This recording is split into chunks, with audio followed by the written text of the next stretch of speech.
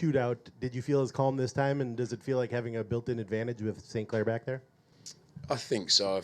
I feel like it was well in our favour, the combination of the atmosphere and Dayne. You guys who have seen him play over the course of his time here, big personality. He's as you've seen at the end, he's a showman. He feeds on the energy that the crowd give, and I think everyone felt in Salt Lake like we really backed him to make a save. Obviously, it didn't transpire to be the case, but I think here it was almost definite that he would save one. So yeah, we're disappointed we took it that far, to be honest, as much as it's a dramatic way to win and a phenomenal atmosphere, and everyone will remember it as, I'm sure, one of the most special occasions here. I felt like it was far more dramatic than it needed to be based on the balance of play and particularly how the first half went.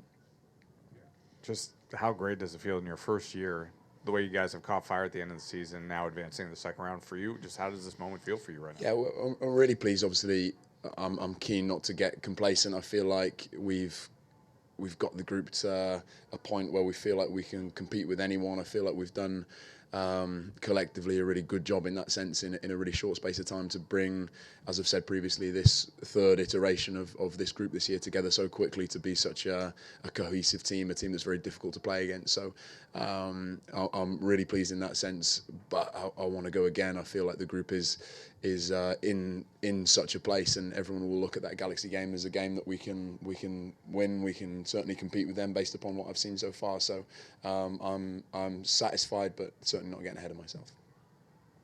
MLS has been trying to figure out its playoff format since the founding of the league. And between the League's Cup and now this first round, they've been throwing in a 90 minutes right to penalties.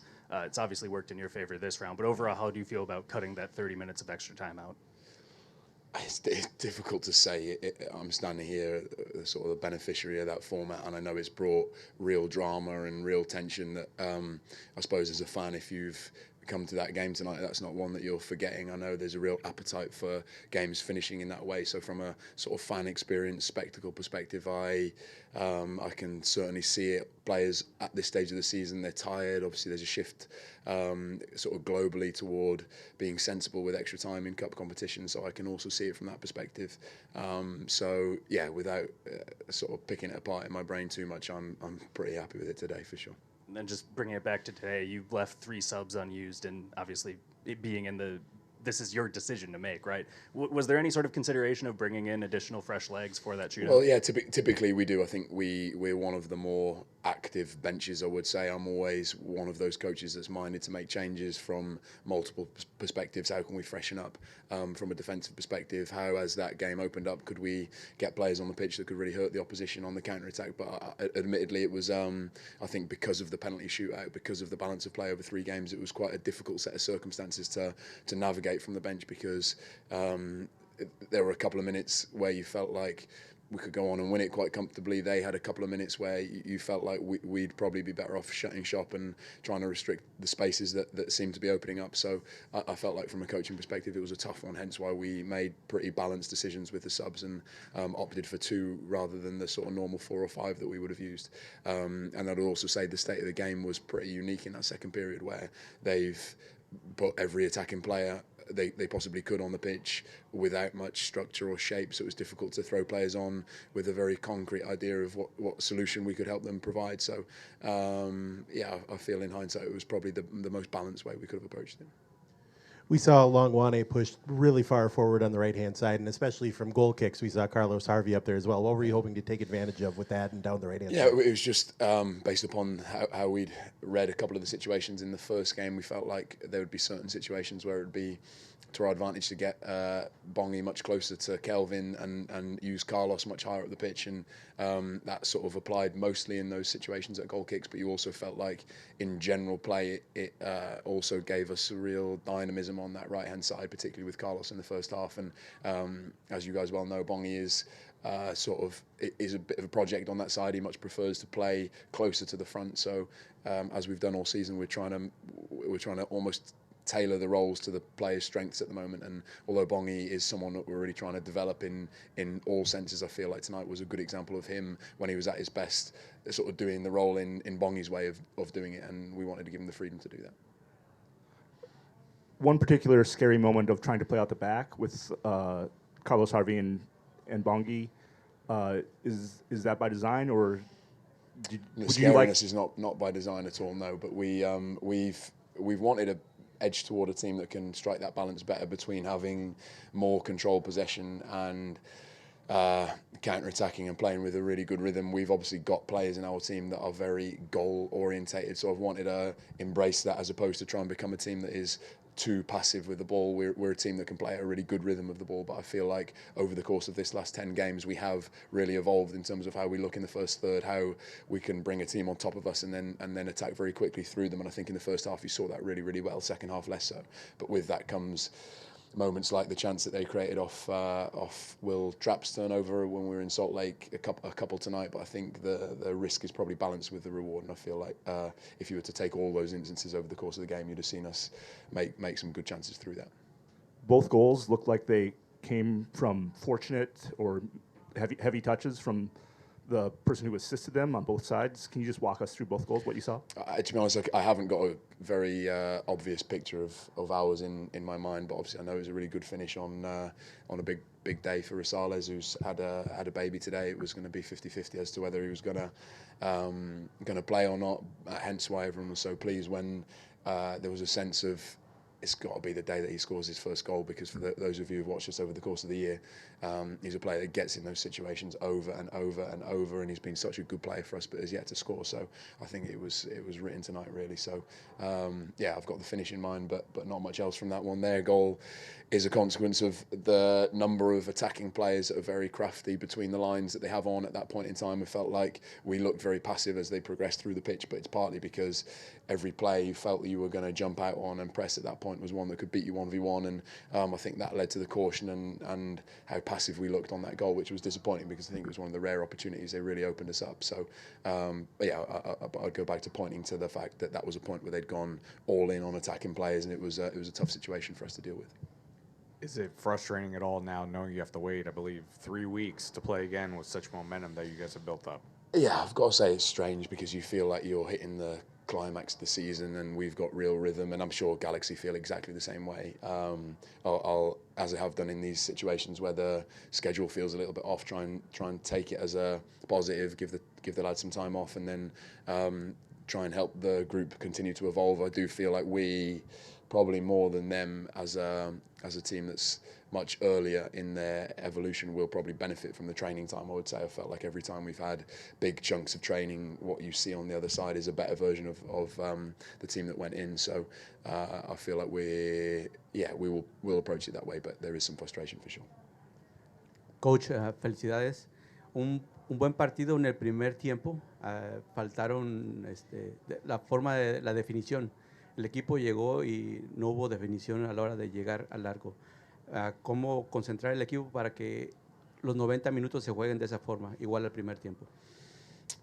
Es difícil por las circunstancias con ellos, porque con la necesidad de ganar, ellos han usado todos los atacantes desde el banquillo, y para nosotros crea una situación muy difícil de leer desde el banquillo, pero también para los jugadores es difícil adaptar, y sentía que fue obvio que ellos iban a tener un periodo de éxito de ritmo por la necesidad de ganar, de atacar, y es solo para mí una lástima que en el primer tiempo no hemos marcado más y no hemos usado nuestras ocasiones muy claras, porque yo creo que es uno de los mejores periodos de fútbol para nosotros, el primer 45 minutos, porque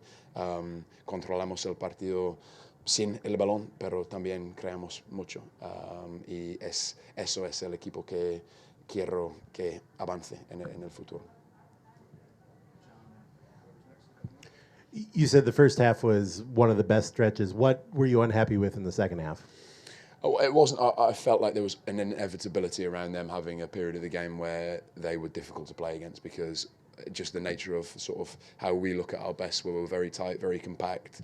When they make the changes they make, and you've got two situations, you've either got all of the attacking players inside your shape, which makes things very difficult for the players that are not wanting Will Trapp, Pisani, they're not wanting to get beaten 1v1, so there's that sort of us being passive creeps in a little bit, or they've got all the players outside our shape and then they become very difficult to press. So I felt that was quite a unique period of the game that you're not often going to face. I feel like if it was more ordinary circumstances, we probably wouldn't have had that swing between how we looked in the first half and how we looked in the second half. But certainly the first half, I feel, as I've said multiple occasions when I've stood up here, I want us to be a team that is very disciplined defensively, that really makes life tough for the opposition, but has our share of the ball, but continues to attack with a good rhythm. So that's not an easy balance to come by, but I think you saw that in the first half. We had, again, 40-45% of the ball, but we were really efficient with how we used it. We created a lot of chances and restricted them to almost nothing, I would say. Last year from Jeff Beer. You know, barring some unforeseen results outside of your control, this may be the final home game at Allianz Field this season. I think when you come into a season already in progress and then you're able to leave with a win in this sort of fashion, how do you look back on this kind of budding relationship between you, the coach, and then the fan base that supports your team? Yeah, it's an incredible atmosphere here, and I've said recently that I'm really pleased and relieved that we've been able to finish the season in the way we have with the 3 home games that we've had here, because we have to take advantage of what is, as far as I'm concerned, one of if not the best sort of football-specific atmospheres in the entire country, and I'm sure every team that's come here over the course of the last month has felt that. I think we've got a bit of a sour taste in our mouth for that middle period where, for circumstances beyond our control, to an extent we were not able to sort of give the fans what they probably deserve here in terms of really competitive performances, really exciting, dynamic football, which I feel like over the course of this game, St. Louis, Colorado, we've really had that. We've been a really good version of ourselves, and I would say we're a very exciting team to watch in that sense, which is it's a difficult balance to strike, to be a team that is very difficult to play against, but also very exciting to watch. They're almost sort of 2 different mentalities that go with that, but I feel like we've captured that in the last 3 games. So hopefully, if it's the last one, then it's scene set for next year. You mentioned something earlier, calling the third iteration of this team. What can you say about the collaboration between you and seeing Khaled put together a roster that seemingly never satisfied until he found the right pieces to make a run like this? Yeah, it's been that's obviously been a really collective effort. There's been some really good work done on Khaled's part, on the club's part, in making sure that we almost sort of put right the wrongs of the early part of the year, and I think we had no sort of divine right of it all coming together in the last 10 games almost perfectly, and sort of 3 of the signings that we made really hitting the ground running. Sort of feel like a couple of factors there. One, they came into a good environment, and I feel like the staff around the group in that middle period did a good job of knowing that there was going to be some light at the end of the tunnel, riding what were some really frustrating months for the length of time that players were away, then the injuries that come as a consequence of a small squad, players leaving as a consequence of 2 windows not falling in sync with one another. We always felt at the time that the best approach there was to try and keep as steady ahead as we could, and know that when the reinforcements come, we wanted them to come into a good environment, and I feel like they've done that, and that's been a big part of why they've come in and hit the ground running, on top of them being good players. So yeah, I think it's been a big club effort in that sense. Thanks, everybody. Thanks, guys. Take us through the penalty shootout. Yeah, I think obviously I know it's a moment for me to shine. A lot of pressure's on me in that moment, but I think especially with the crowd tonight, the noise that they were making, I felt something going into it. You know what I mean? I think whoever selected the song going into had me a little hyped up, and it was just taking a moment for myself to kind of compose myself. But obviously, don't save the first one, but as soon as I save the second one, I know we're winning for sure in that moment, and I know I'm going to get another one. I mean, it was impressive because obviously your role directly is saving shots and throwing shooters off, but also noticed right before you made your first save and Hassani stepped up to take his kick, you were quieting the wonder wall and trying to get him to get his headspace. How much of that orchestration do you think through, or how much is just in the moment you knowing you need to set the tone? For sure, I think obviously there's a lot of eyes on me, and of course I want the crowd to be loud when I'm in the net, but I think obviously people practice. When we practice them, there's really not much noise, or very limited, you know what I mean? So I think to be able to kind of quiet the crowd, and of course you're going to hear a little bit of noise still, but to kind of take the moment and let the shooters for our team kind of go through their process as well. But I know I can thrive as loud as it is. So for me, it's kind of creating that pressure, and credit to the fans tonight, because I think they played a role for us shooting and for us when I was in it as well.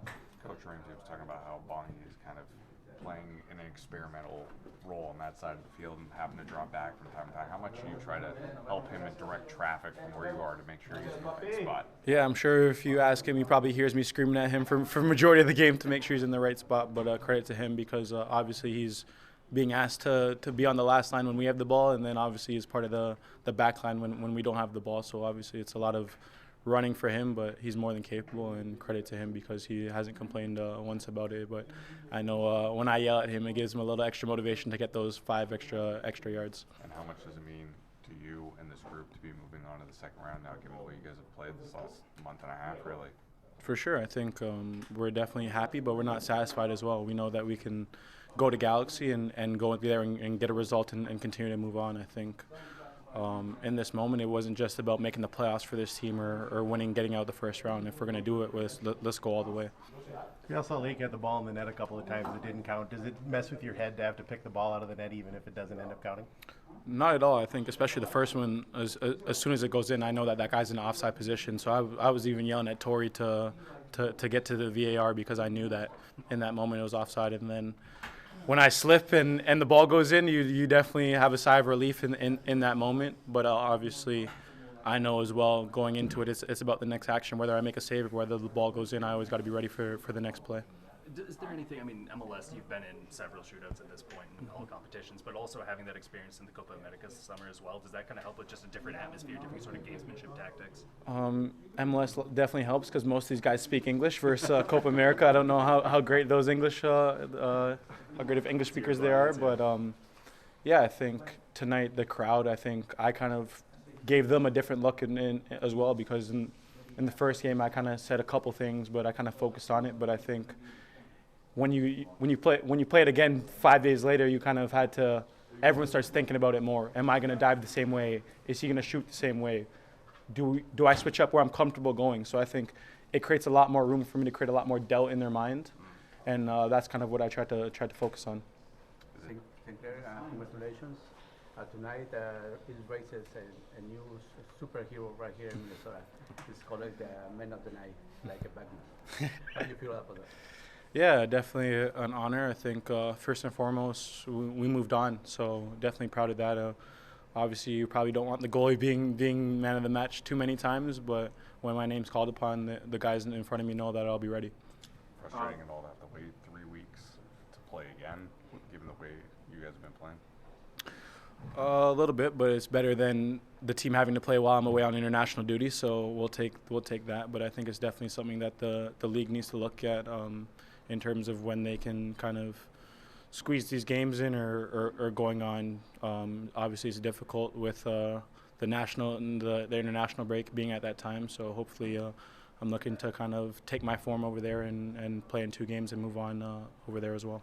The announcers noticed you chirping at Matt Crooks a bit. He was involved by your net quite a bit. Can you share what you were saying to him? I think I was just yelling his name. I think when guys like to put the ball down and not look at me, I know that if I kind of create an environment, and we didn't have any stats on him for shooting any prior, so I didn't really know where he might be going. So if I can kind of really play into it, because at that moment I have nothing to lose, versus sometimes you have the data and you don't really want to say anything because they might switch. So in that moment, I'm just trying to be loud and telling him to kind of look at me and trying to build up as much time before he's actually able to kind of shoot the penalty with me pulling up my socks and things like that.